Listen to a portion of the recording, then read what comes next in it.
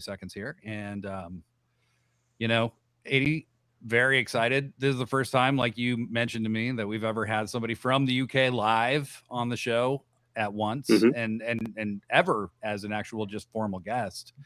Um, uh, yeah, ever. So that's really cool. And looks like we do have some people watching, so that's cool as well. Feel free to jump in the chat, everyone. Say hello. We're gonna get ready to start taping here in a minute or two. But Pippin, how are you? How are things? Things are going okay. Yeah. Chris, wife had knee surgery at the beginning of the week, so Oh, okay. Okay. been a little bit crazy in the house with recovery and all that. But Yeah, and the kids and all that. Yeah. yeah, Yeah, for sure. Okay. Well, all right. So things have been fucking busy. yeah. That's yeah. 80, how about you? Busy work week, to be fair. I'm glad it's the Mm-hmm. weekend. I'm going to try Mm-hmm. and, well, I'm going to have to sleep in tomorrow because it'll be 1 a.m. when we're done my time here. So, yeah, Mm-hmm. I have no plans, thankfully. Yeah. But I No, have that's good. kids. That's So good. whether the kids let me lie in, we'll see. Well, Innitbab, you and I have known each other for a very long time on threads and online and on Blue Sky, etc. And in maybe a certain Discord. But this is the first time we've ever actually come face to face. So it's awesome to actually meet you. You are in the UK, as people probably picked up. Um, yeah, so it's really really cool to have you with us, and it's really cool to actually be able to look at you face to face. Absolutely. Yeah, And it's been a long time coming, to be fair. Yeah. yeah, yeah. And Antoine is in the chat with us. Look at those handsome faces. Damn right. Damn right. Damn right. I mean, these two particularly. I'm all right, but we got Bo in the chat. Hello, Bo. Kaylee Metz in the chat. Oh my goodness. Yeah, it's a real celebrity party now. Now, hello, Kaylee Metz. And then we got Tony Montoya. You guys may not remember Tony. He was on the show. We had a little recurring thing we were doing for a little while, and then I managed to convince him that I was still recording, but I wasn't, and we just kind of dropped it. Sorry for you to find out like this, Tony. I am sorry. And hey, Bleary Line 7, fellow Brit, they let the filthy Brits on this show now unfollowed. Oh, Oh, oh, little shots fired. coming in hot, coming in hot. Hello, everybody. Thank you for being with us. It means so much to us. I love doing these live streams now. It's a super fun way to do the show. So, as you know, we edit the show post, but you get to kind of have the experience no one else does. We already have more people here than joined the first time and most times. So that's really exciting. I love this. And I hope that we can do more of it and do more live streams going forward. So if it's okay with you, Pippin, if it's okay with you, Innitbab, if it's okay with the audience, I think we're going to start this motherfucker. Is that all right? Let's fucking do it. Let's Let's fucking go. do it. That's right. Pippin fucking coming in with the heat. Okay. All right. Hello, everybody. Welcome to yet another edition of Sit Down, Shut Up, Mark Out. I'm Blade Daly, and as always, I'm hosting this pro wrestling podcast about pro wrestling with some guest hosts. And I'm joined by Pippin. Pippin, you have been on the hard way many times. You've beaten me at Jeopardy, the only person who's ever defeated me at Pro Wrestling Jeopardy. And even though I got my win back because, 50-50 booking, brother. There you go. Yeah. Even though I got my win back, I still had to, you still did beat me. You have that distinction. Professor Degree says he beat me at Jeopardy, but that's literally only because I gambled all my money away before he gambled all of his money away, and he considers that a victory. No, that is not a victory. How are you, Pippin? Doing good. Glad to be here on Glad to the be here. first official episode of Sit Down. Other than Sit Down the Hard Right. Way. Right. You've joined us for Sit Down the Hard Way, but this time the beautiful people get to see your beautiful face, and they get to hear your dulcet tones on the mothership. That's right. And for the first time ever, two firsts. One first time Innitbab has ever been on the show. Big time listener, supporter of the show, good friend. We have been mutuals for a long time, baby. We have known each other for quite some time. Big booster of the podcast when it started. Very encouraging. Really appreciate it. But Innitbab, you are also the first person we have ever had live from the UK. Welcome. Well, it's good to be on here at last. I think we've chatted in the past about me appearing, and here I am. It's gone 11 o'clock in the UK. Yep. Been a long day, but I would not miss it for the world, to be fair. It's let's chat some wrestling. Let's chat some wrestling.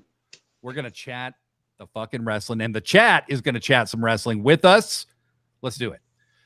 So we got lots of feedback from the last episode. I'm not sure if everybody in the chat, if everybody listening right now has been able to listen to that one, but we got lots of feedback from that last episode. Most of it very good, but there were some YouTube dorks who thought I was a pansy for criticizing Ice.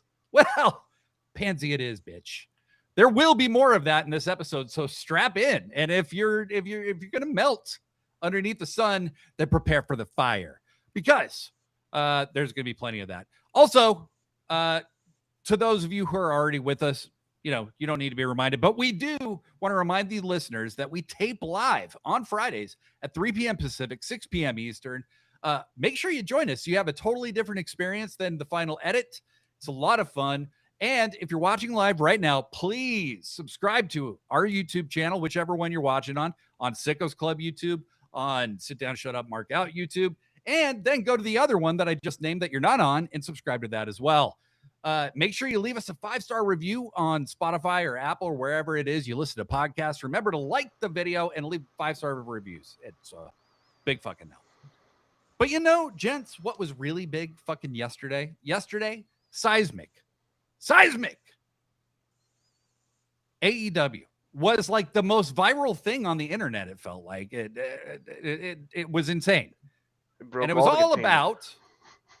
all about not just me saying fuck Ice, but fuck Ice. It was about a lot of people. Yeah. It was about a lot of people saying fuck Ice. They were saying fuck Ice on Dynamite just before the match with Brody King and MJF. Innitbab, what were you thinking when that was happening? Firstly, fuck Ice from the UK. Absolutely. Just the reactions from both wrestlers, to be fair. I mean, Brody King, he was pumped up, you could tell. I loved also MJF's sort of fourth wall look to the camera as like, I'm the bad guy, but, fuck Ice, basically, without saying it. You could just tell. Insane reaction. People can say what they want about AEW, but you don't get better reactions for that like the anti-Ice sort of movement, for sure. Yeah, and Pippin, what about you? Yeah, so I didn't watch Dynamite live, so I actually saw stuff popping up in my feeds before I actually got to watch the episode. Sure. But that whole moment of like, everybody in the audience, and then you can see the referee catch on to it, and they stop. They hold back from the bell for a little bit. You can see the camera zoom out. You can hear commentary go quiet. Like everybody realized what was going on and let the moment breathe instead of trying to like push past it or like, oh no, we can't let that happen. They understood what was happening and they let it happen. Yes. Well, and I thought that was really fascinating because they have censored far less than that on Max, certainly. Holy shit chants have been censored.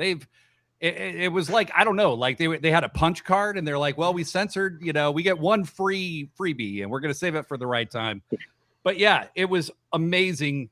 You hear Tony Schiavone kind of talking in the middle and then he just stops. And Excalibur and he lay out. Brody, they show Brody while they're chanting "fuck ice," and Brody's just ready. Max has that face. That's going to be a GIF or a meme forever.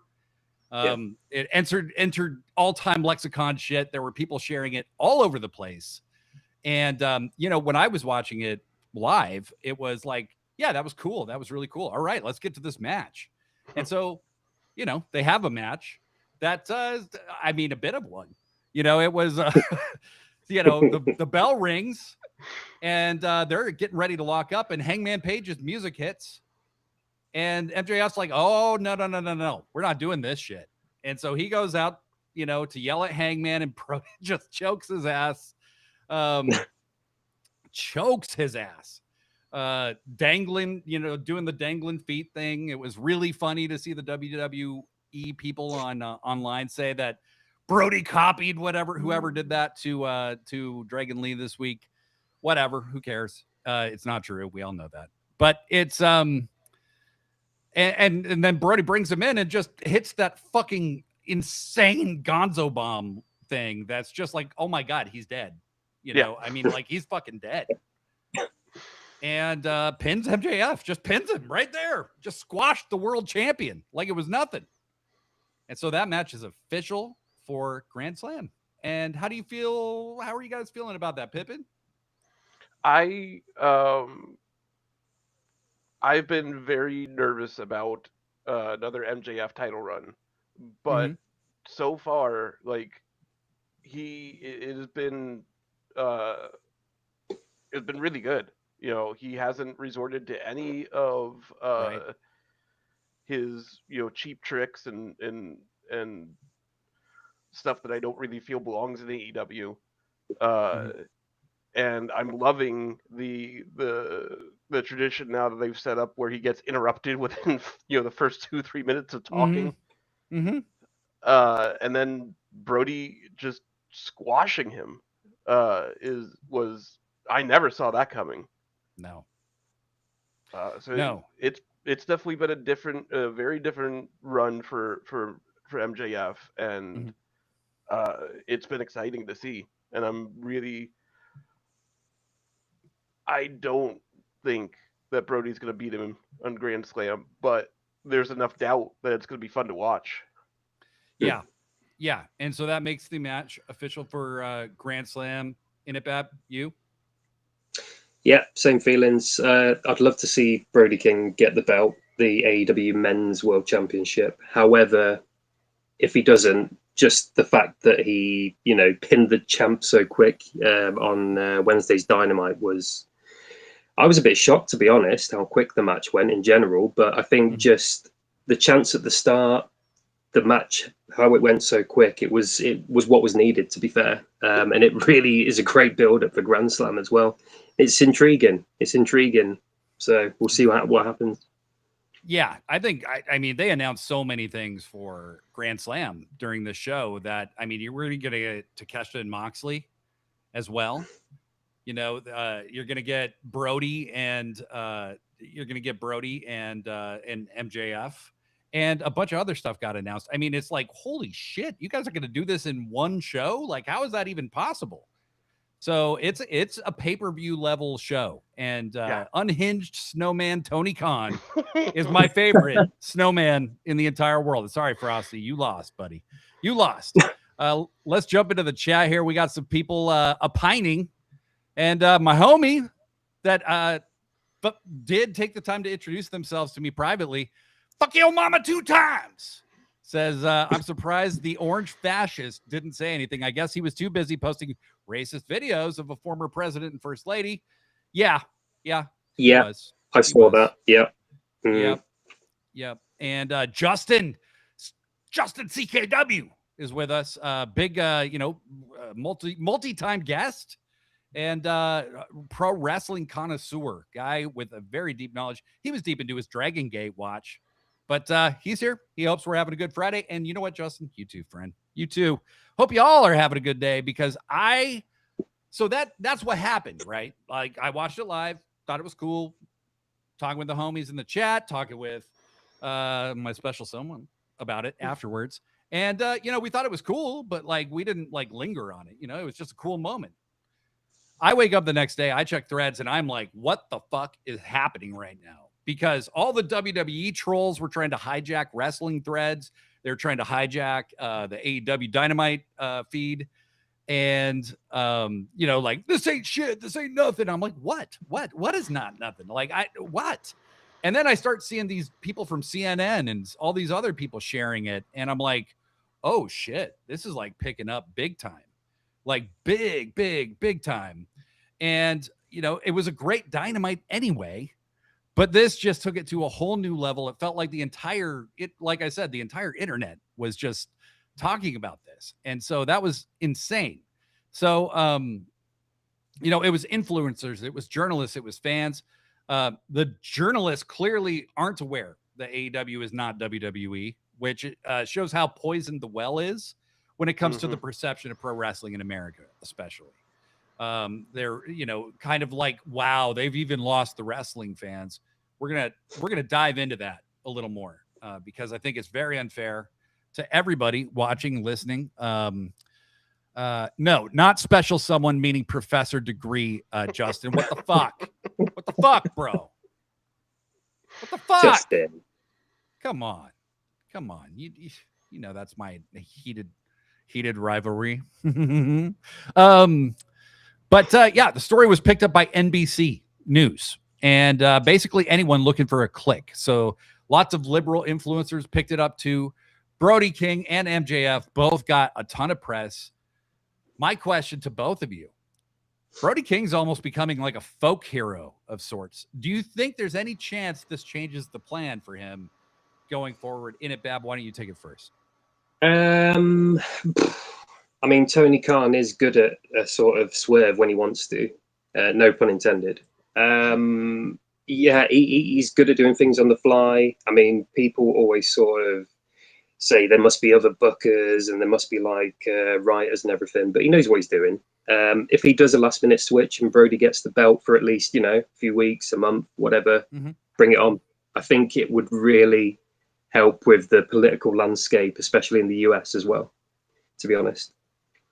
Yeah, what do you think? I'd love to see it. I'd love to see it. Yeah, me too. I mean, yeah, I'd love to see it. I don't think it's outside the realm of possibility, you know, especially in AEW. You know, Tony, like, and it said Tony Khan has proven many times that he's not afraid to make last minute switch ups. I mean, I even think when Ciampa won the TNT belt, I have a feeling that was not the plan going in, but the reaction that he got. You know, I didn't even know who that dude was until that music hit. What I was there live in Austin, you know, at that Right. Dynamite. And I had no idea who he was, but the minute that music hit, like, that dude earned so many aura points, like, and yeah, so I think it's a definite possibility, and I would love to see it.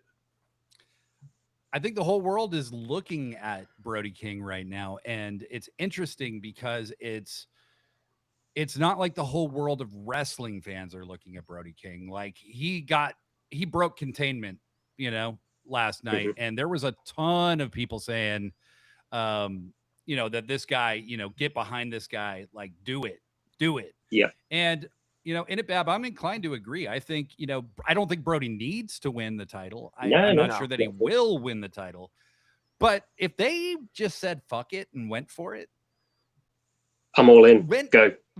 Yeah, when's he going to be hotter than this? You know, Yeah. I mean, when's this guy going to be hotter than this right now? And it kind of, you know, like I said, it kind of led to this media reaction that I found just annoying more than anything, kind of boring.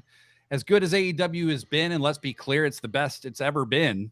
The insane degree of mega coded moments and outright embrace of the Trump administration by WWE has definitely actually helped AEW draw a very clear line between themselves and the Fed. And it's turning out to be a gift that Tony Khan probably never saw coming and probably never expected.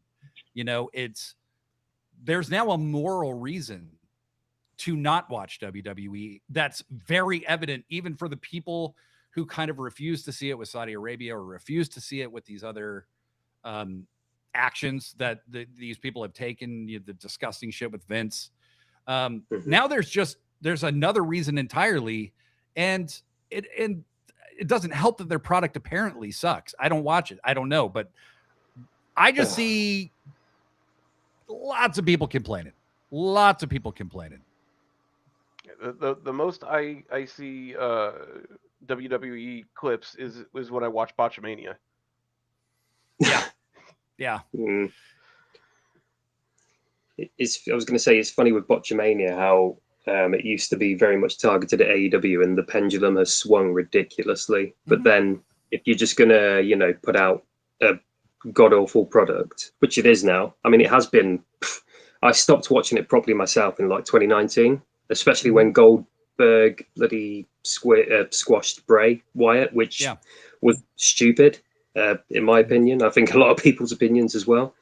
It's been downhill since then for me. And then this current government in the US, there's their hands in pockets, Linda McMahon, you name it, they're there, aren't they? So, yeah. Yes. Just poor product and poor choices, I think, politically, massively.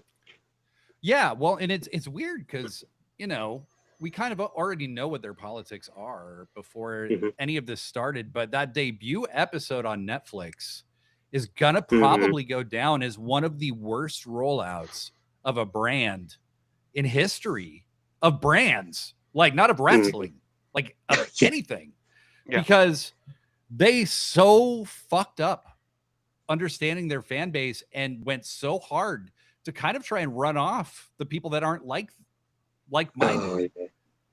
Having Hogan come out and get booed to shit, I was going to say, they had really such potential. Like they had to reach an audience that could never engaged with wrestling before, be on Netflix and then just completely shit the bed. Yeah. I mean, they kind of couldn't have done it any worse if they tried. It's funny. We were, last episode, I was talking about TNA debuting on AMC and how so many people said it's a fucking disaster. I'm like, I don't know if it's actually as damaging for TNA as that Netflix episode was for WWE, because they absolutely fucked up. And then they kept dialing down, and the creative apparently isn't good. And, people are calling for Levesque's head. And I'm like, no, he ain't going anywhere, you guys. Nope. You got your new Vince McMahon is what you got, is the guy who's not going to go anywhere that you can't stand. Who also, unlike Vince, puts his face all over everything and is on the show as much as anyone is. He doesn't do ego. Yeah. Yeah. So, we see these reactions where, as good as the Dynamite was, there were a lot of journos that were talking about how, they've lost the wrestling crowd. Oh my God. How could they do that? And it's, I wanted to take a moment and say that, wrestling's an interesting fandom, right? Because there are some really mouth breather, lowest common denominator types in the fandom. And what I've noticed, though, is with the rise of nerd culture and the preponderance of nerds that are just openly nerds now, and that's like a point of pride, right? Wrestling has become a lot more accepted to just say you like it, because a lot of people realize they weren't liking it all by themselves in secret, Like when I started watching wrestling in the early 90s, you didn't brag about that shit, okay? Like you didn't brag about that shit. You did not. So you end up having kind of this reaction where I don't know. I lost my train of thought completely. I just had an old man moment. I was asked in the chat by Tony if I get a senior discount yet. And the answer is no. I'm years away from that. Like 2, 3 at least. Maybe Denny's though. But it's just it's so we don't celebrate these idiots in the fan base, the kind of traditional redneck moron wrestling fan that people think everybody is. My experience in the wrestling community is wrestling fans are some of the most intelligent. Some of them are incredibly well educated. people who are it's an incredibly diverse audience. And then particularly in the AEW crowd, you find very left-leaning people in that audience that I will say one of the big reasons when AEW was announced, look, Kenny Omega was my favorite wrestler. The Young Bucks were incredibly interesting to me. Hangman Page, all of that. That was all great. But I didn't have to have this subconscious hate towards myself for watching it. There was that was a huge relief to me. It's like, I don't have to have this moral conundrum over what I'm doing anymore. Yeah. Innitbab, what about you? Yep. I've been AEW since day one. As soon as they announced it, I was like, yep, I'm on board. Purely because like I said, 2019 was the sort of year I gave up on the Fed. A couple of years before then was when I was sort of dipping my toes into sort of Ring of Honor, a bit of New Japan. I was massive on the Bucks, so as soon as I saw them, obviously Cody at the time, not so much now. But yeah, massive, for me as well, and politically leaning as well. It's so much more progressive than a lot of other wrestling companies out there. Yeah, absolutely. Yeah, Pippin. Yeah, I mean, I think a lot of fandoms, have that, dark side that nobody wants to talk about or acknowledge. And I think in wrestling, it became the overall perception of that's who everybody who liked watching wrestling was, just because that's who WWE catered to for largely. They weren't catering to their women fans. They weren't catering to their minority or people of color fans. That's not who they were interested in. No, they were not. But they were there. They've always been there. But when I don't remember exactly when I stopped watching WWE. The last big event I remember was Undertaker's streak being broken by fucking Brock Lesnar. Yeah. But so it was a while, and I just stopped watching altogether because I heard about stuff like New Japan, but it just was never accessible. So when AEW, I heard the rumblings about AEW, I was just so excited to be able to engage with one of my favorite hobbies again. And from the beginning, they have never been shy to embrace the wider fan base. There's still, of course, improvements to be made. I think especially around the time that women get on TV, but overall, there were heads and shoulders above just about anybody else. Yeah, well, and I think AEW's had to grow. This is their 7th year now.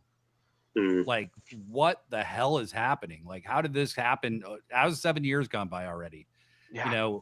2020 feels like 17 lifetimes ago, and it also feels like yesterday. Yesterday, yeah, exactly. So, Ryan Woodward in the chat here is asking, what do you guys think of wrestlers using the band finisher, the Jippy Pippy Slam? Ryan, if you baited me into using a slur, I'm going to be very, very upset at you. But I know Ryan. That's my mate. That's your mate. Yes. Well, that's understandable. He's talking to the right people to be daft to. So, yeah, exactly. But unfortunately, I'm too daft to even know you're being daft. So kind of cancels it out, Ryan. So I'm sorry. That's more a mystery wrestling thing. Yeah. I love that. It sounds like a mystery wrestling move. That's correct. Yeah. So, we have this, very unfair perception of wrestling fans that, unfortunately, Blue Sky, when there's a big wrestling event that happens, you can just tell these far left people on Blue Sky, it just eats at them that AEW is like the other big thing on Blue Sky. Like, it really, really upsets them.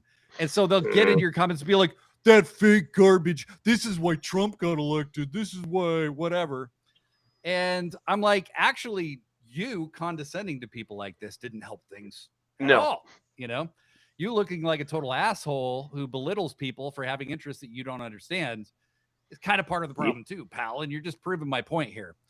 But yeah, I've had people creep in and go, it's fake. And I think we've reached the point culturally where it's like, you know, that movies not real. Like Exactly.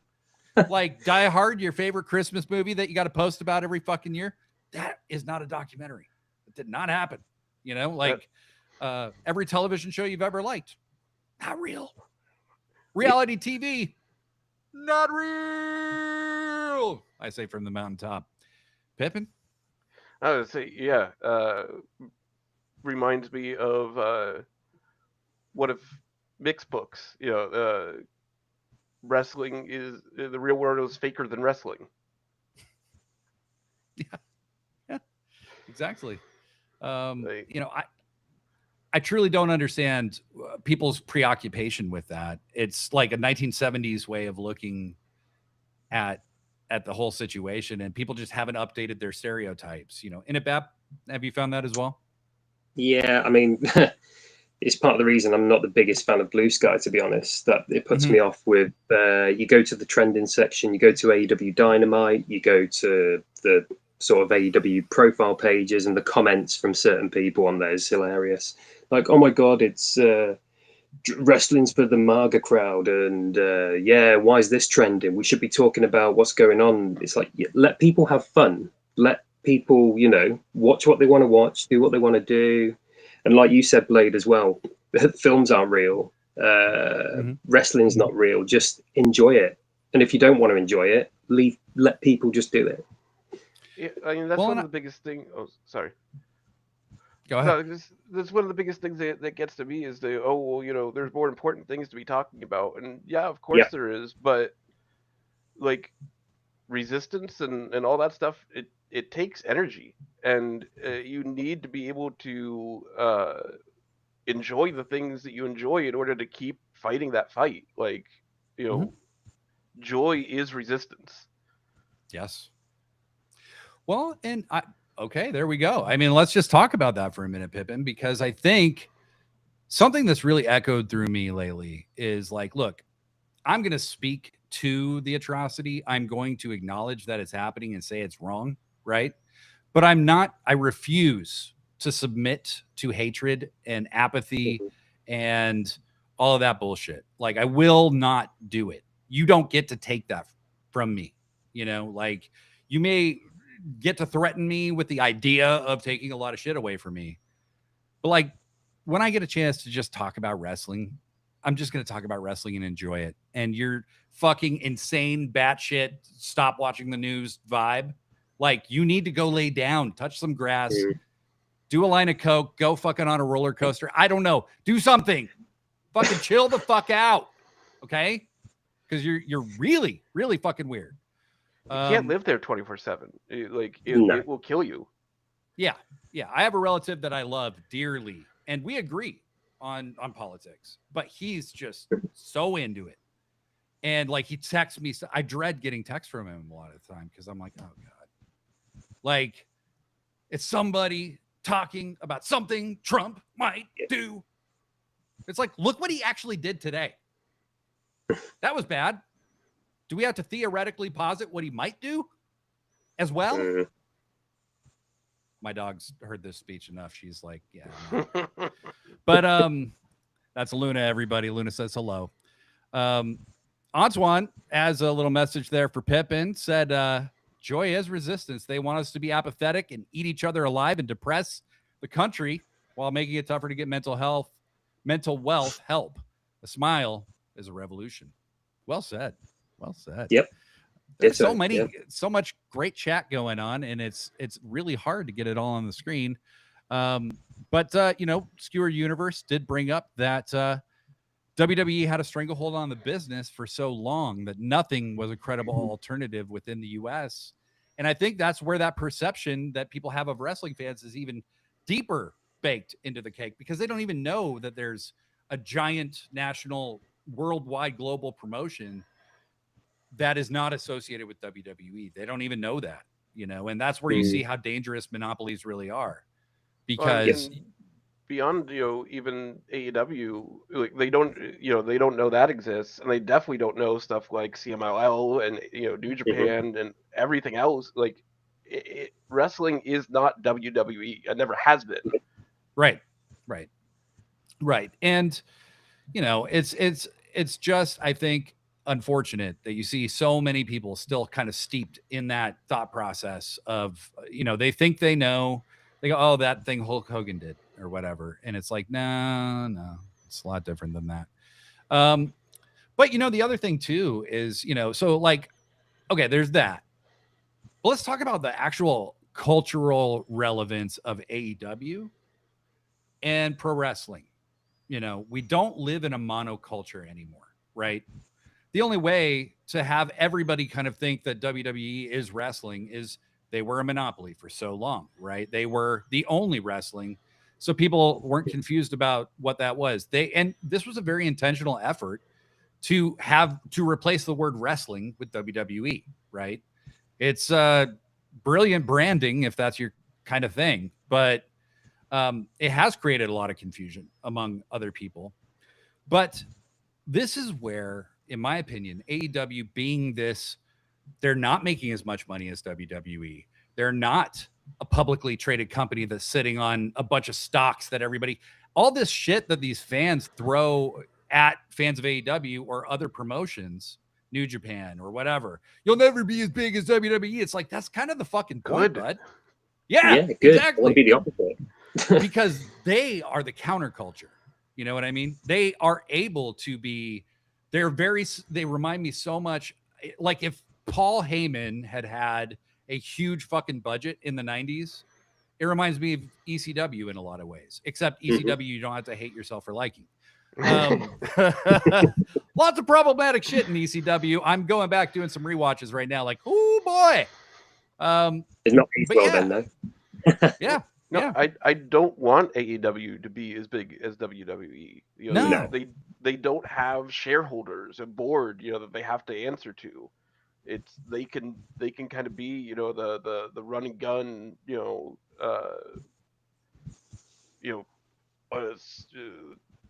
outlaw mud show that they want to be. They don't have to.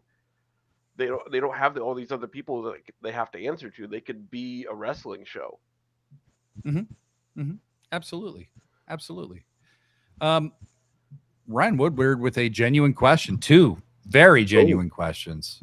Okay. Do you think they are finally over the Cena era, or will he come back again? I think absolutely not.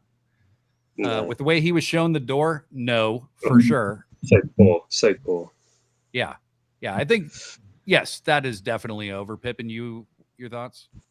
Yeah, I don't see him going back. I don't think he needs to. Like, no, he's got enough other shit going on. Yeah. Yeah. Well, and that's the thing. He doesn't need to kill himself to make money anymore. Like, his body's already taken all those miles on. He can go. He already has a burgeoning acting career that's doing very well. So, the other question that Ryan asked, that honestly, very valid question. Do you like gravy? Innitbab, why don't you answer for us? Is, like in the US, when we say gravy, that generally means like some kind of brownish thing that goes on potatoes, Same. Is that UK. the same thing in the UK? Okay. Yes. I like gravy. Yeah. So in the UK, we have like Sunday roasts and that sort of thing, and we pour gravy all over the potatoes, the veg, and all that stuff. So very valid question, and both sides of the Atlantic. Yeah. Same thing. Pippin, you a gravy guy? Unless it's white gravy, sausage gravy. Yeah, sausage gravy can be a little touch and go. But I do enjoy it. I do enjoy even the sausage gravy. Just depends on how it's made. But Blurry Line has a great comparison here. How often do you hear, "Oh, I don't listen to country, it's dumb, racist, redneck crap," when that's like what's had a stranglehold on the mainstream for a very long time, but isn't what country is about? And like Tyler Childers or Sturgill Simpson is occupying that AEW role in country music. And I completely agree. Country music has always been more than singing about your beer or whatever. You know, that stereotype is funny to say to people, but it's not true. You know, Willie Nelson wasn't singing about that shit. Waylon Jennings wasn't singing about that shit. Hank Williams Sr. wasn't singing about that shit. That's some of the saddest music ever made. You're like, it's a wonder he lived as long as he did, quite honestly. Pippin? Yeah, no. Yeah, country is never like it. Again, like that's what hit the mainstream for the longest time, but that's not what country it ever has been. Like Johnny Cash was not any of that. Mm-hmm. You know, dude singing from prisons. Right, from Folsom or whatever. Yeah. And you know, maybe his most famous lyric is "I shot a man in Reno just to watch him die." I don't think that's about beer. I don't think it was over a beer, is what I'm saying. I don't think it was over a beer. I think he just wanted to see a man die. Bo with a hot take in the chat. Oh my God. Sausage gravy is superior. Oh, we're getting into some shit now. Pippin, I'm going to ask you to try and use some restraint with the audience here. We're trying to be professionals. We're trying to you know, keep things kosher. Wow. Skewer Universe asks a great question, which is baby gravy, which I assume is gravy made of children. I'm curious. You two have children, so I can see why you're hesitant to answer. Yeah. No comment. Yeah. Okay. All right. I'm on the record as curious, but okay, let's move on. Yeah, let's move on. You know what? We're gonna hit the music, then we're gonna move on. And right now the music's playing. Thank you for hanging with us in the chat, everybody. It's a blast. This will be a spot we edit out. But I love that you guys are hanging out with us. I love that we have an active chat. That's a lot of fun. And you know, the longer we do this, the more we're going to be able to, you know, come up with fun things to do with the chat. So, you know, like baby gravy or whatever, you know, like, I mean, we'll find a stand-in for baby gravy. All right, we're back. So let's run through some quick hits. We've really spent a lot of time on the culture and the counterculture of wrestling and what that means, and how being the little guy is actually kind of cool, and you know, doesn't actually mean that you're like, who cares about your stock price anyway. Actual wrestling happened in AEW as well this week, and it was very good. And first thing we got to talk about, I was very excited for this show because I knew we were going to get Kenny Omega and Andrade El Idolo. Let me ask you two and the chat, did anybody have Andrade winning this match? Nope. Not even for a second. I thought they'll book him strong. He'll come close, but no fucking way. Now, Andrade is looking great in the ring. Okay. Like that spinning elbow thing he does, where he like, sometimes he tries to kick somebody and they block it and then he hits it, or like how they figure out how he's going to do this is a little different almost every time. It looks deadly. I mean, like Jericho's fucking, you know, his little spinning elbow thing looks just cute by comparison, you know? Yeah. But Bo had faith. Bo saying, I had faith. All right. Very well. But Bo's the only one, apparently. So this looked like Kenny's match to lose. You know, a Kenny versus MJF rematch from that collision match they had years ago. I'm excited about that. But Andrade beat Swerve the week before, you know, and there had been a little bit of tension in the ring when Swerve and Hangman and Kenny were all in the ring together. Swerve was kind of leering at Kenny, especially when Kenny got a little too close to Hangman. That's someone's jealous. Little tension. Heated rivalry, anyone? But yes, it was insane. And So they go back and forth, and Swerve, who got screwed by Andrade last week, ran out and tried to keep Andrade from screwing Kenny. Except he distracted the ref. Andrade literally did the exact same thing he did to Swerve to Kenny because of Swerve. And then he hits the DM. It's over. It's over. Kenny gets pinned. Kenny gets pinned. Holy shit. How did you feel in it, Bab? I'm quite happy with the role that Andrade's on, to be honest.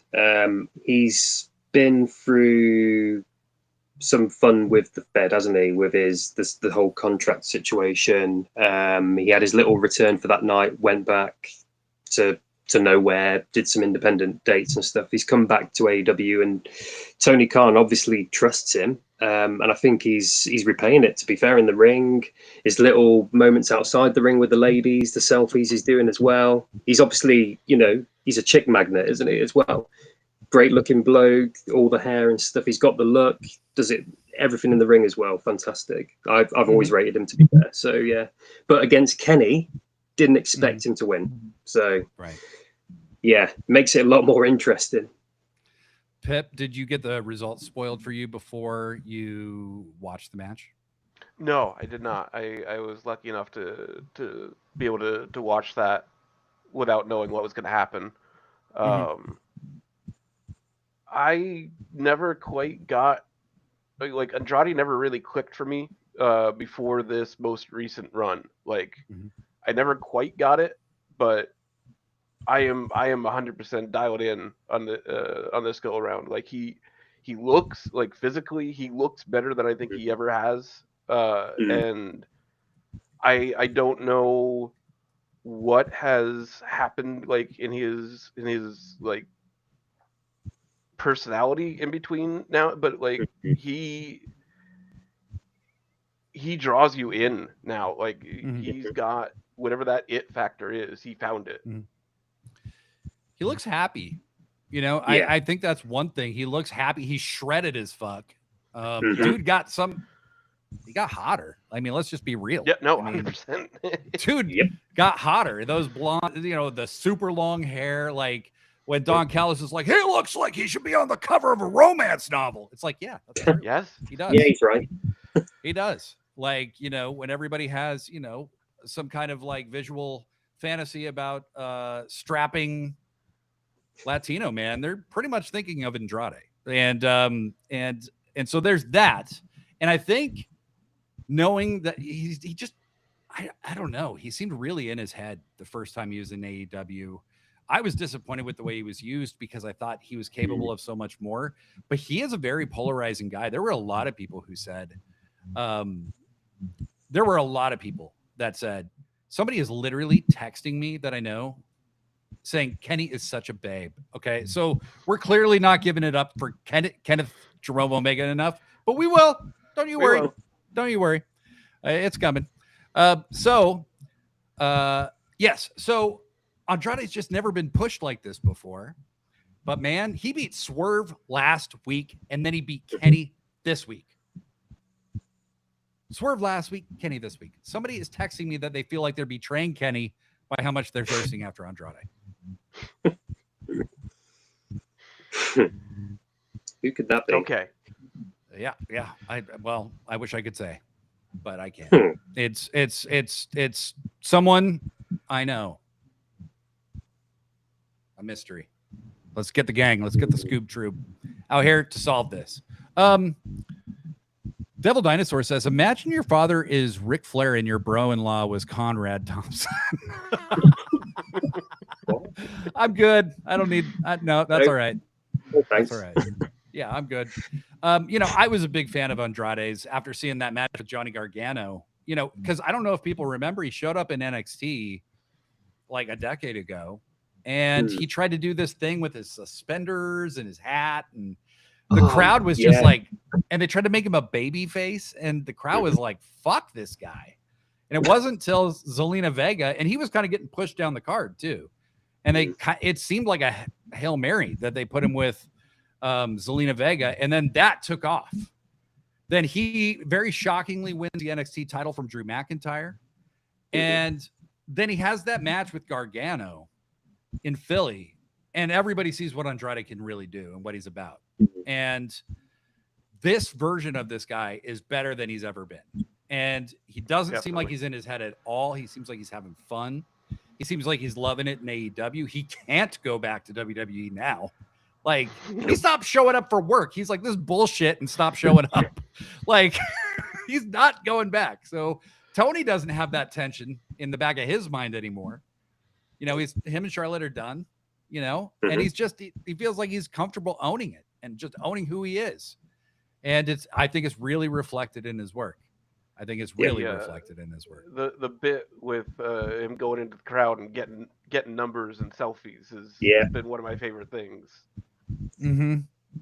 You can you can sort of see it's like I can't tell if it's planted or they probably are planted, I guess. But it's a funny situation because everybody knows he's divorced from Charlotte Flair. That's been a while now, a few years. Like you said, Pippin and Blade as well. He feels more free. Like the chains have been released from the Fed side of things, from the marriage woes, obviously, as well. All round phenomenal. And I'm glad he's being pushed how he should have been pushed a couple of years ago as well. So that begs the question that Antoine's asking: what are our projections for Andrade in 2026? I think he's going to be a champion. Do I think he's going to be the world champion? I'm really not sure. I'm not sure I can go there yet with this. International champion, I can see it. You know, there's one of the top tier singles titles. I think Andrade will win this year. Yeah. Yeah. I would agree with that. I think he'd be we're all in good for the agreement. We're all national just a bunch of smart guys. I think he'd be good for the national championship. I think he'd be good for the continental championship. Yeah. Him beating the crap out of Mox would be a lot of fun to watch. Fuck. I think they had one match before he left, and I would love to see them have another one now. Kind of where both are at on the card, where Mox is like not in the main event, but he's still high up, and Andrade is like motoring his way up through the main event. So we're going to get Andrade versus Hangman Page in Australia. And the winner of that match challenges MJF at Revolution. I don't think Andrade is going to win because Andrade versus MJF just doesn't make sense to me. No. On a pay-per-view. There's not enough story behind that yet. There just isn't. But I'm very, very interested to see what they do with Andrade going forward because the crowd's responding to this guy. Yeah. And you know, this other thing that he's doing with the stripper routine that he's doing on Collision. Yeah. I was like, Jesus, dude. Like, you got, like, not even like I'm upset about it. I'm just like, come on, man. Like, it's already hard enough out here for a pimp. You know what I mean? Like, come on. Don't put me in this position where you just give all these people this free candy to gaze at. Come on, Andrade. Okay. So Swerve tried to help, but ended up costing Kenny the match. And then, so Andrade beats Kenny. Then Kenny and Swerve get into it big time. Mm-hmm. To the point where they're being pulled apart. Mm-hmm. Holy shit. I'm very excited to see where that storyline is going, and Hangman having to choose in between his best friend and his friend, quotation marks. Mm-hmm. Yeah, it's like a choice of old friendship / we're friends again versus the new alliance, the sort of we've got to fight against the enemy alliance. So it's interesting, isn't it? Yeah. How that's going to go. Yeah, and it's still set up for Hangman to be kind of the main character of that story, where it's like how he handles this. Is it going to be different than he's done in the past? Is it going to be something, or is he going to fall into the same old trap? You know, and that's interesting. That's interesting. Fuck you, Mama 2 times says, I can see Andrade being the world champ after Bandito becomes the first Lucha Mexican world champ. Fuck you, Mama 2 times. We are simpatico. Okay. Mm-hmm. Bandito's got to be the first. In my got to put the strap on Bandito. Yeah. Have to do it. and soon. Like, it can't be too far from now. Like, he's just killing it. And he had a monster year last year. I think he's going to have another monster year this year. Now you've got Brody King. I mean, there's so many people that I want to see be the champ. I mean, Jay White's not even around, and I want to see him be the champ at some point. But it's like, man, you're going to have people like Jay White having to win lower tier titles just to put a belt on them at some point, you know? Yeah. They're so stacked. It's crazy how stacked it is. So we got that. And then Kenny Swerve, I want to see this heat up more. We don't need anybody to turn heel, but you did notice Prince Nana had a towel that said the embassy on it. Mm-hmm. Very interesting. Haven't really thought much about the embassy in a while. I think this is a Revolution match we're looking at, folks, and I think we're going to get a lot of build to it. Maybe it continues in Australia. You know, they're not going to wrestle each other, but they might have another encounter. I would love to see them kicking each other's ass every week leading up to this match, just brutalizing each other. And then they have just, like, we all know Swerve's a sicko, but Kenny is a fucking sicko too. Like, he will do some crazy shit. So Kenny's looking like Kenny. I'm happy to see it.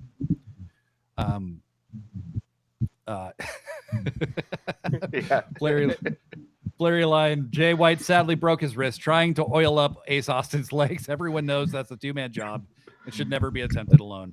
Agreed. 100%. Absolutely. No, you got to be careful. Yes, best to you. And Jay's been out for a full year. I mean, that's how dangerous it is. Jay's pretty much been out for the better part of a year now. So the Mega Bad also beat the Babes of Wrath in an eliminator match, which I thought was great because I love Penelope and Megan. They were my initial pick of the team I wanted to see win the titles first. And don't get me wrong, I'm happy that the Babes of Wrath did, but I could see Mega Bad taking those titles. Pippin? Yeah, no, I could definitely see that. I think, with Penelope having been on the injured list for a while, and right at the start of that tag team tournament, that might have changed some of those plans. But I could definitely see, Mega Bad taking those championships, and it's always fun to have heel champions. So, yeah. No, it's very true. And Skewer Universe does bring up a good point that Andrade probably has a career as an exotic dancer after his career as a wrestler. I think that's true. Fuck you, mama, with a suggestion that I'm not sure I agree with. We got to get back to the gym so we can look like Andrade. Bro, there's a reason I don't show my bare chest on camera. Okay, like I don't want to hypnotize you all. Like I don't want to cause car accidents. Like I keep my shirt on in order to protect the public. You know what I mean? Because like Andrade is almost as ripped as me. That's saying something. So let's be careful here. But yeah, Mega Bad looking great. Penelope Ford just came back and she's looking great. So hasn't missed a beat. Something with that too, like Megan Bain now is actually picking up her skills on the mic too, which is I think awesome to see. Yep. Yeah. She basically didn't speak for like a couple of the better part of a year, and it was like it felt like towards the end of last year she started talking a little bit, and she's talking more and more. And Megan Bain, like you can give that woman the world anytime you want because she's absolutely believable. She's making Camille look like Timu Megan Bain, unfortunately, for Camille anyway.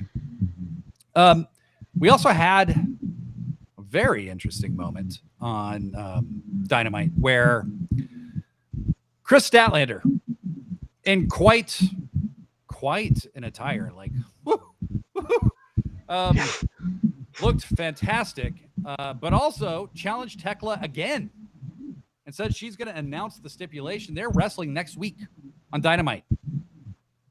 Very interesting. I think these two are great rivals. But she said the sickos know that I am, the sickos know that I love doing the crazy stuff, and you're gonna need to sit down, shut up, and listen to me. And I was like, what the hell just happened? Like, what was that? Was that, like, I mean, I was asking myself, it probably wasn't, but like I in my head, it was, it was a nice thing to believe. And I for just a second there, I thought we were going to get a real deal live shout out on Dynamite from the women's world champion. She said, sit down, shut up. And I was like, yeah. Yeah. I was like the Jack Nicholson gif. I'm like, yeah. So yes, I definitely did. But anyway, so yeah, Statlander and Thekla's kind of mini rivalry, at least what it is so far, is going to continue. I gotta say, I think, I said this last week, Thekla is ready for whatever they give her at this point. And I really can't imagine her not being the champion sometime this year. I mean, she seems so ready for it. Stat could be champion longer, and I wouldn't complain. Thekla's not going to lose anything by losing now. But she's ready to win this title at any time. Do you guys agree, Pippin? Yeah, no, I think I wouldn't have been surprised if Thekla had won the match, 2 weeks ago here in Austin. She had walked out the champion that night. I wouldn't have been surprised. Yeah. It didn't happen. I feel like this is probably going to end up with being, the rubber match, or the conclusion to the trilogy at Revolution. I think we're probably going to see Thekla lose again, with probably because of whatever stipulation that Statlander comes up with, and then we'll have the third match at Revolution might even end up being, something even crazier, like a cage match. Right. Well, there you go. Maybe they do carry this over to the pay-per-view. Innitbab, what about you? Yeah, I'm in agreement, to be fair. I'd love to see Thekla get the belt. I mean, her heel work and mic skills, just the whole package is fantastic, in my opinion. I only came across her within like the last year or so. I didn't really know her from her Stardom days and that sort of thing. But catching up with her in AEW, she's got everything. Probably not their match coming up, but like Pippin said, Revolution, that'll be good to see. Like maybe get the belt then. Yep. Hopefully, I'm hoping she does very soon. And I think the thing is, we can't put too much into any one title reign, right? Like there is going to be more. Like if Stat loses soon, she's got to get that belt back, and we all know it.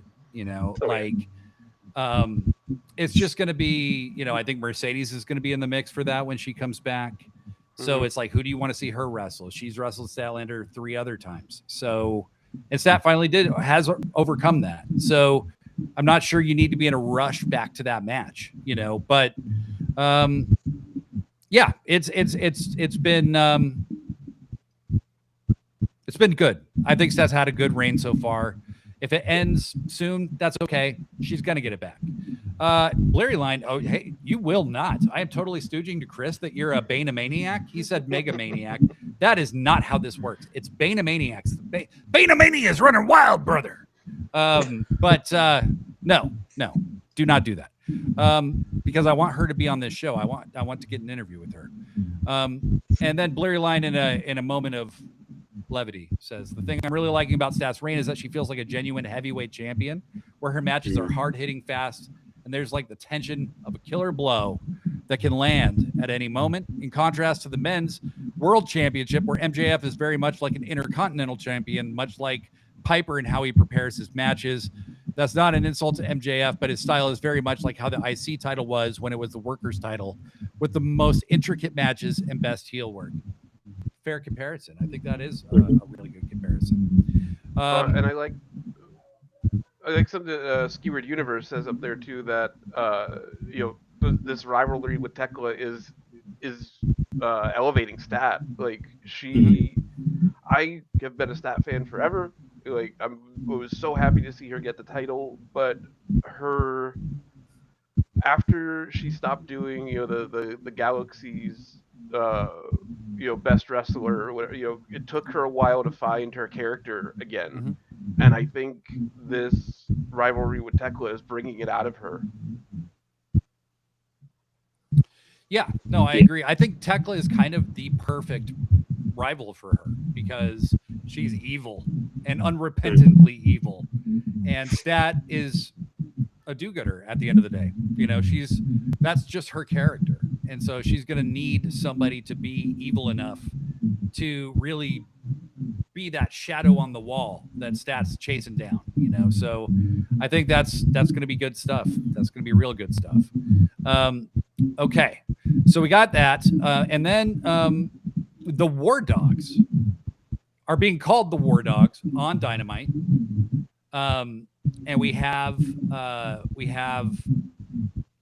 Clark Connors and Gabe Kidd being identified as New Japan wrestlers.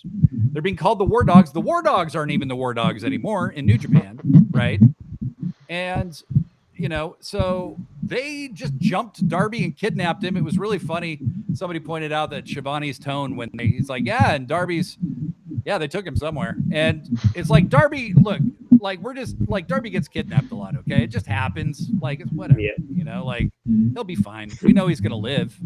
But basically, Gabe is still pissed that Darby kind of stole him and tortured him by dragging him behind a truck. So they do the same thing to Darby. I got to say, I've been a little worried about how Clark Connors was going to come across on the mic because I'm not a huge fan of his mic work in New Japan. However, even what is it? Wheelson, Tireson? What is the name of his tire from New Japan? He even had that with him. He threw it at Darby during this segment. It was a good segment, and I think for me personally, I kind of noticed that Gabe Kidd's mixing it up a little bit. He's not quite as abrasive in AEW as he is in New Japan, and I think that's a needed adjustment and shows what a smart guy he really is, because I think he honestly kind of triggers people. That New Japan persona is like, we've all known somebody who's just like mentally ill or like a terrible person, and we don't want to be around them. And Gabe Kidd gives that off with this New Japan character, maybe too much. And so it's nice to have him ease that off a little bit. Ease that off. How did you guys feel about it, Pippin? Yeah, I don't think I knew who Clark Connors was before these segments and matches, so I was a little confused. But I like seeing him with Gabe Kidd. I like that Darby has somebody to focus on now besides the Death Riders, because I think that was kind of getting a little stale. Yeah. So and I really liked the moment in the booth where they had forced them to show the footage of them dragging Darby behind the truck. Yeah, I thought it was shot really well. I thought it looked, it was very intriguing, and it was, AEW doesn't do a lot of like out of the ring, away from the building kind of stuff. But when they do a really good job. Hangman burning Swerve's house down, for instance. They do a good job when they do it, and I think that makes it mean even more. Innitbab, how do you feel about it? I've got a vouch for Gabe Kidd, fellow Brit. To be fair, it's more down south than sort of London, Essex area, but very gritty, very, like you said, when AEW do that sort of thing with the Hangman Swerve burning the house down, Darby being Darby and getting dragged behind a truck. Yeah, just great, fantastic. It's just perfect. That's what I like to see, but not too much of it. We don't want too much of that sort of thing all the time. Yes. AEW is meant to be, the in-ring, but yeah, every now and then it's great to have that. Gabe Kidd's very good at that sort of raw, little bit sort of unhinged, but like you said, Blade, as well, we don't want to see too much about the sort of mentally unstable side of things as well. So I think it's just right. just right. Yeah, it's the right balance right now. Like I've found him very compelling, especially just since he's been back in AEW. And when he specifically said, "I'm not here on Death Rider business," they're calling him the War Dawgs. The War Dawgs don't exist in New Japan anymore. What the hell is happening? It's very interesting, is it not? It is. Fuck Your Mama 2 times said Clark Connors was excellent on Collision with his match with Darby. Very true. That was a fucking awesome match. Clark, I like the 100 proof thing. I like what he's doing with that. You know, I've seen Clark come along long ways since the first match of his that I saw, which was live at a Defy show in like 2017. He was good back then. We all thought he was very, like, so much better than most of the other wrestlers, but he has come so far. And I'm really coming around and starting to believe Clark could do this, you know? So it's cool to see the War Dawgs beat these two dudes. Let's see if it gets bigger, because I did see that there's a rumor that AEW is interested in David Finlay of all people. Not sure I'm super excited, but well, the rumor for the last couple of years has been that he's Fed bound. So we'll see what materializes. I'm not, pushing too hard one way or the other. But if WWE got him, it'd be like, oh no, oh no. Just don't make him the leader of the War Dawgs in AEW. If you do, bring him in. Just don't. Maybe have Gabe turn on him or something. Because Gabe and Clark are kind of, and like Drilla, in my opinion, are like the most interesting people in War Dawgs. So you already got two of them, But yeah, maybe double contract for Gabe Kidd. I don't know.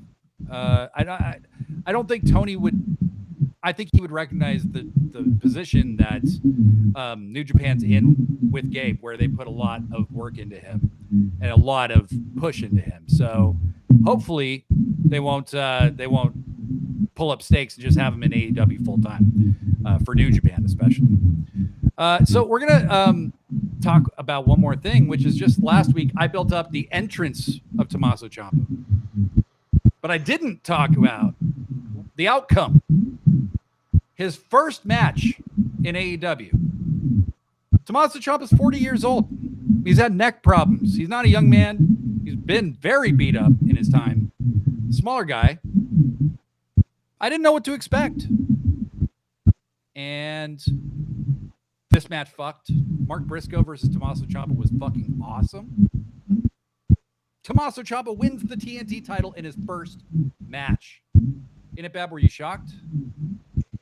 I would, yes and no. I thought, to be honest, it made sense to just strap him up straight away. He's got so much to prove, stepping out of the Fed boundary. He's obviously been frustrated there. That's pretty obvious. Mm-hmm. If he can be anything like the sort of NXT Black and Gold days, like the Gargano rivalry, that sort of time, but now putting his sort of neck problems behind him. Also, bold community strong as well. I've got to vouch for him. So, yeah, he's, for like you said, a smaller guy, but he's in such chiseled shape as well. Yeah. Oh my God. And even though he's 40, he looks a bit older than 40 as well. It's strange, but he's great. I think it's the right fit, to be honest. And also, I did see a comment somewhere earlier today that he had a bit of an obsession, I think, in the NXT days with the NXT belt, calling it Goldie. And there was something he said about Sylvie. There was a post on Instagram or something. So let's see where we go. It was a nice touch. It was a nice touch. And Pip, what do you think? Yeah, like I said, I had not heard of Ciampa. I heard like one or two people talk about that he was leaving WWE, but that was really all I knew about him before he showed up that night on Dynamite. And he's a good. I'm excited to see his career. But I think he owes not a small amount of his current hype to Mikey Ruckus and that amazing track that he wrote for him for his entrance. Yep. That was I saw him talking about it, that he had never been able to create like a song with somebody before. And what a collaboration it was, you know, and between the two of them, that Ciampa was like, well, I've always wanted something like this, you know, and Mikey just made it for him, you know, and that song, yes, that entrance is legit. That's a big deal. See, my wife's not a wrestling fan. She's heard the song played on my Spotify playlist, going through like wrestling songs and stuff, and that's on there now, thankfully. But she was humming it like that. So, you know, doesn't matter who it is, it's catchy. It catches straight away. 100%. Pippin, you have any more to add to that? Just like I'm excited to see where this keeps going. I'm sad a little bit that Briscoe doesn't have the championship anymore. I don't think he necessarily needs it. It was cool to see him with it, and you know, to see our redneck Chaos Gremlin on TV every week. But yeah. I am excited to see too that it sounds like Ciampa's going to keep up the open challenge, which is my favorite thing with the TNT belt. So I think it should just be like that is the nature of that belt. It's defended every week, and if you're the champ, it's open challenge. You don't get to decide if you're doing open challenges or not. You know what I mean? Like that's how I feel about it. Maybe that's too limiting for them. I don't know, but yeah, it's great stuff. And you know, Ciampa's defending, I believe, against Roddy Strong and it's Roddy Claudio. Strong and somebody else. Yeah, Claudio. Yeah, three-way. That's gonna hit. Yeah. Blurry Line says it's not a great comparison, but I do mean it positively. Ciampa has Benoit vibes and how he's a smaller guy who's absolutely ripped and attacks wrestling with inhuman intensity. Yeah. I mean, you kind of don't notice that he's smaller because he's so, you know, beast-like. Yeah. So he's your new TNT champion. I'm excited to see where this goes from here. But we're gonna hit the music. When we come back, we're gonna wrap up talking a little bit about the current state of New Japan and where we think things might be going. So let the music. There's something coming through somebody's mic right now, which won't matter in post because it's. Are any of you hearing something? Yeah, it's. I think it's Innitbab's. Yeah. Is there music or something playing in the background? It's like there's like this noise cancellation that's not quite all the way working. It doesn't matter. It doesn't matter. It's almost like it's an echo because as soon as either one of us stop talking, it goes away. Huh. Interesting. Okay. All right. Well, we're back, and promised we are going to be talking about the current state of New Japan, and we're doing it because less than a month ago, or just about a month ago, New Japan drew almost 50,000 people to the Tokyo Dome for Tanahashi's retirement. It was you know, the first time they have ever sold out the Tokyo Dome. And that was Tanahashi's dream. This past week, it came out that they are parting ways with Evil, who last year also was rumored to be leaving. And it's believed that he is talking with WWE because his spouse, Io Sky, whatever, works for WWE. And then it was announced, and this was a lot more shocking to me, is that Hiromu Takahashi is also leaving New Japan. And that really stopped me because it's like, what is going on? Like, what is happening right now in New Japan? So first things first, the yen is worth nothing right now. The yen is not valuable currency. Okay. So it's, you know, assumed that New Japan's struggling a little bit. However, Stardom is doing very well, you know, and they don't have a mass exodus. They're owned by the same parent company. So why have they have literally now lost their entire core of wrestlers from their golden age, from their I don't know what you'd call the last 15 years of New Japan, but you know, minus like Shingo Takagi and a few other Ishii and a few other people, they don't have any veterans. Like it's pretty much entirely in the heavyweight division, at least. It's you know, I can think of Goto, Zack Sabre Jr. Who else? I mean, everybody else is kind of new, you know.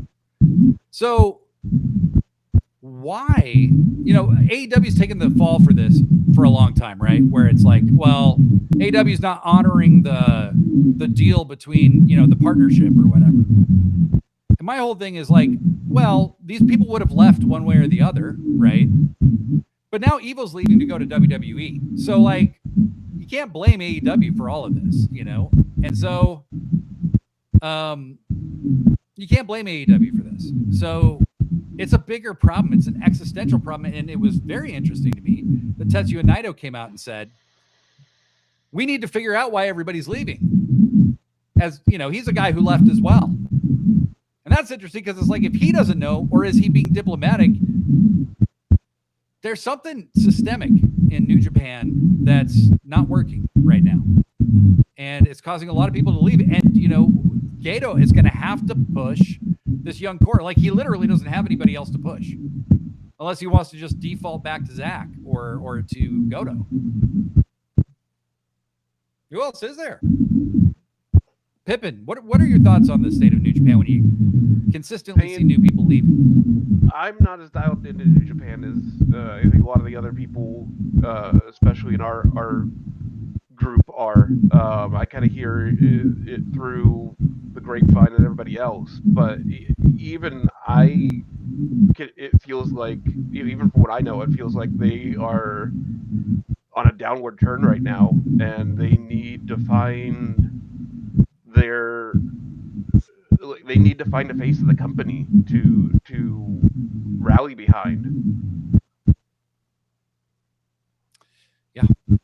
Yeah, and I mean, they do have Yota Tsuji, who's the champion right now, and that's great. But they also have other young people that they can get behind, like Oiwa or I'm spacing. There's Risuke. Who's the other guy? It'll come back to me. Anyway, Innitbab, how are you feeling about New Japan at the moment? It's not my expertise, to be fair. I haven't watched New Japan properly in a long time. But again, through the grapevine, like Pippin said as well, it seems like when the sort of domino effect went when Kenny left for good, when he started in AEW, obviously Takahashi, retirement as well. A lot of there's not, from the outset, it doesn't look like there's big names for that sort of heavyweight belt, the IWGP, especially compared to going back to like 10 years ago from my sort of what I've seen of it as well. So yeah, I'd be a bit worried if I was a New Japan fan, to be honest, especially if you lose the likes of, is it Evil? He was part of a group there as well. If he's going to House of Torture, I don't know if some people are that bothered by him. He's a bit of a sort of Marmite character, isn't he? A bit good, bad. Yeah, people aren't too sure, but yeah, I'd be worried. Deeply annoying to a lot of people, including me. He was his gimmick was very annoying. The House of Torture was very annoying, and some people love him. I wasn't one of them, but yeah. Let's see. Justin had a few comments here that I thought were great. It's Bushiroad higher-ups who have been consistently a thorn in many people's back, which I have heard as well. And that was recently revealed by Kevin Kelly, of all people, who said that Okada hated working for them, and that they were getting involved in creative a lot of times where they didn't belong. Let's see here. Who else? Oh, Kosei Fujita for juniors. Yes, I agree with you, Justin. I think Kosei Fujita is fantastic. Fuck Your Mama 2 times says, time to strap up Yoshihashi. Please no. Please do not do that. Antoine, thank you. It was Yuya Iwamura is the other guy. So they have Oiwa and Iwamura, who I think could be ready in really short order if they needed them to be. They just have to. They just have to. Antoine also says AEW doesn't get off the hook. It's still a company. It's partly them, but the catalyst is not. I read all the crap TJP said was happening behind the scenes. It made sense. They play with contracts too much. Yeah, well, I think, Antoine, New Japan, and it's not like they were doing it on purpose. It just benefited them. Benefited from WWE being a monopoly out here. Let's just face it. WWE would cap their roster, and they didn't sign literally everyone. So, TNA was dog shit. ROH couldn't pay much. So if you really wanted to build up a resume and get interest in yourself, you went to New Japan. That's why Kenny's over there. That's why so many people were over there. The Bucks were over there. And with AEW now, the pay scale is so different. What I heard they were talking about with Hobbs, what they offered him was apparently more. It would have been more in 2019 than anybody but Jericho was offered. Is what Will Hobbs was offered by AEW to stay, and he left. And that's how much the pay scale has changed. So, New Japan doesn't pay like that. They never paid like that. But I think with some of these guys like Okada or Evil or, the native talent, you can't bank on just loyalty to New Japan forever. You just can't. And, Nakamura was a pioneer in that sense. But, you've got a bigger problem that you got to solve is what talents do you truly invest in? And once you do, go all the fucking way with them. They gave Sonata this one title run that was years overdue, by the way. They gave Evil one title run that lasted a couple months, and then he never sniffed it again, And so, it's been very half-hearted the way that they pushed a lot of these guys and continually gone back to the same main eventers over and over and over again. And now literally all of them are gone. All of them are gone. I mean, even fucking Evil's gone. And he's not in the same class as a Tanahashi or Okada. So New Japan, AEW, yes, they're of course they've signed some of the talent, but at the end of the day, like, you can use that talent still once in a while in New Japan if your partner signs them. It's a totally different thing when it's, and I just don't think you can ask wrestlers to be loyal to New Japan if they're not being offered the same kind of money and having to work a long way from home. So, and I think it says a lot that the Japanese talent is willing to go so far to try something else. So it's going to be interesting to see, but I think it opens up an opportunity that's been sorely needed. Push that young core. Push Oiwa. Push Iwamura. Push Yota Tsuji. Make Yota Tsuji your guy. Just run with him. He's the man. Go with it. Make Zack Sabre. Have Zack Sabre put him over. Have Goto put him over. Have everybody put him over. That's about all they can do at this point. I don't think Noah is offering Hiromu Takahashi way better money. I don't think that's the case. So we'll see what happens next. But New Japan, yeah, it's going to be I think it's going to take some time to really rebuild where they're at. My sort of take on that, not being really in the sort of NJPW bubble, let's say, but definitely focus on the youngsters in the dojos. I know that's a big thing over there in Tokyo. Definitely build from the bottom and got to get some stars risen, haven't they? Really, it's like you said, they've lost so many big names over the years. So wait and see, hopefully, but it's going to be tough. Yeah, and the chat has some ideas. Skewered Universe podcast said push Toru Yano. He's been right there all this time. The guy who could turn it all around. Blurry Line said, I think in a New Japan butterfly effect sense, them choosing to see Okada as a bitter vet who is meant to feud with young lions is like their version of Jim Herd telling Ric Flair to cut his hair. Interesting. I think that is interesting. So Okada was definitely bordering on heelishness. Justin points out that Zack Sabre Jr. was highly active in DDT last year. And yes, and ELP was also in Southeast Asia a lot, in the Philippines, with Zach doing other things. So yeah, it's very interesting. And then Antoine brings up a great point, which I think will happen, is make Ren Narita wrestle. Because he was one of the guys in House of Torture that's always just doing this stupid bullshit. Show is another guy that just totally, his talents are wasted. And he could be a main eventer for the juniors. If not, muscle up and go to the heavyweights. These are immensely talented guys. And I think one thing I've seen from Show in his time in the House of Torture, at least, is he does have charisma. I think it's freed him up to be a little more boisterous and a little more out there. So it maybe has accomplished something good. But House of Torture's got to go. I don't think they're going to save the company, certainly. And they've got to mix things up. Bottom line. But crew, I got to say, I think this is by far the best live we've done so far. Incredible audience. Thank you all so much for being here. Justin's last, we're going to read Justin's comment last here. Push Watto and Young Lion Shomakato, who's going to CMLL for his excursion, maybe in the next Tiger Mask, who Justin pointed out is retiring in June. Insane. And everyone in House of Torture is a great wrestler, imprisoned under a shitty stable. Yes, exactly.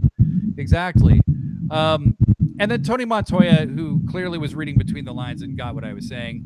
I hear what you're hinting at, Blade. I will go save New Japan. Yeah, Tony. Good job. That is what I was saying. Okay, to my guest, Pippin and Innitbab, it's been so good to have you with us. To everyone else, until next time, I'm Blade Daly. Pippin. I'm Pippin. Innitbab. I'm Innitbab. Pro wrestling forever. All right. That was that. That was great. That was fun. That was a hell of a good time. You all are amazing. Thank you, sickos, for hanging out with us today. Loved the feel free to rib me. Just be somewhat gentle. Be a YouTube appropriate. Okay. And thank you for that. You were, just to be clear about that. And then thank you to the two of you. This was an absolute blast. Pippin, I think I let you speak a little more than I normally do, but I could have done a lot better. Innitbab, you were a great guest. Fantastic. We will definitely have you back. Let's just keep it rolling, people, Let's just keep it rolling.